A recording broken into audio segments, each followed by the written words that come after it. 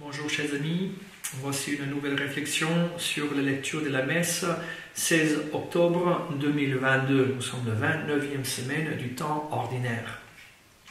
Alors, commençons notre réflexion par l'évangile où Jésus il parle à ses disciples sur la nécessité de toujours prier sans se décourager.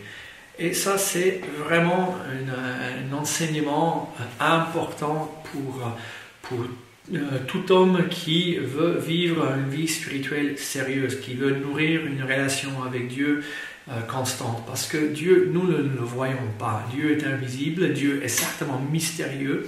Ses chemins ne sont pas du tout nos chemins. Et donc, dans notre prière, chaque fois que nous nous adressons à lui, que nous vivons notre vie dans la foi, on passe par des périodes où nous ne comprenons pas. On passe par des périodes où Dieu nous semble absent ou un peu plus silencieux, où Dieu n'agit pas comme nous voudrions ou quand nous voudrions. Et il semble qu'il est un peu en retard, par exemple. Et donc nous passons par des périodes de combat.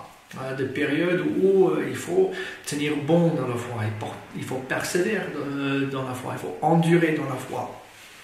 Et donc Jésus, il nous encourage, il nous enseigne de persévérer dans la foi, de ne pas se décourager.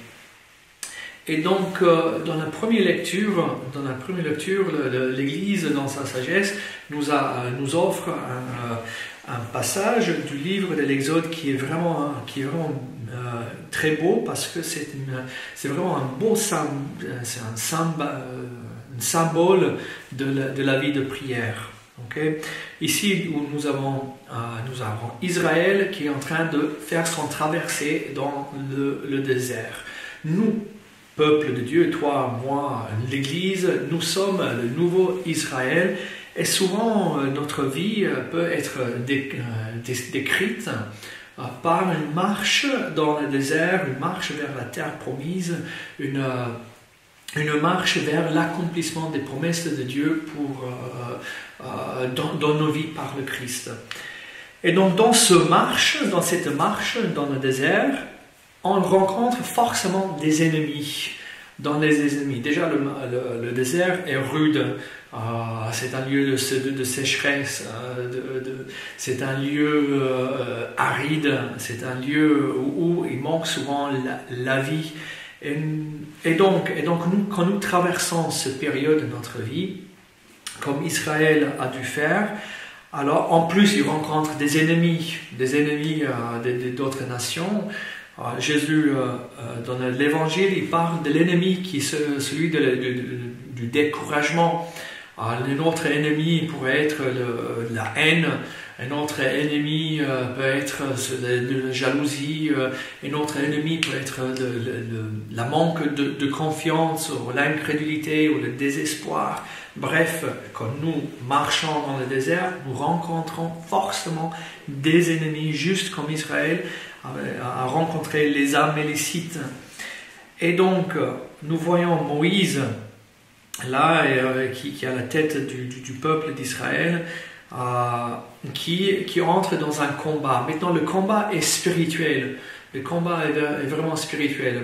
Lorsque Moïse garde ses mains levées, dans une position de louange, alors les Israélites sont les plus forts. Ils arrivent à gagner du terrain contre les attaques et l'opposition de l'ennemi.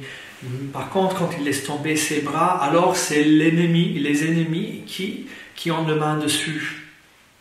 Et donc ici, ça c'est vraiment une belle image pour nous sur l'importance de la prière. Si nous désirons marcher toujours en allant plus loin dans notre foi avec Dieu, c'est fondamental que nous gardions nos mains levées dans la louange, dans la bénédiction, dans la gratitude. Nous sommes tout le temps en train de chercher la face de Dieu par la lecture et la méditation sur les Écritures, vous voyez. Puis une autre chose que je voudrais dire ici, parce qu'il y a Moïse qui a ses mains élevées, mais les mains de Moïse s'alourdissent à un moment donné. Ses mains levées deviennent un peu plus pesantes. Et ça nous arrive souvent quand on n'a pas envie de prier. Quand on rentre à la maison et on est un peu fatigué, ou quand la prière est peut devenir lourde, la prière peut devenir pesante, la prière peut devenir même dégoûtante. On passe par des périodes comme ça. Et donc, ce qui se passe, il y a Aaron et Our qui se met à la gauche et à la droite de Moïse. Et c'est ces deux frères qui aident Moïse à garder ses deux mains levées. Dans ta vie spirituelle, si tu comptes que sur tes propres forces, tu ne vas pas y arriver. Nous avons besoin à notre gauche un Aaron et nous avons besoin de notre droite un Our. Tu vois, que nous soyons entourés par des frères et des sœurs qui nous aident aussi à tenir nos mains levées. Un chrétien seul est un chrétien en danger.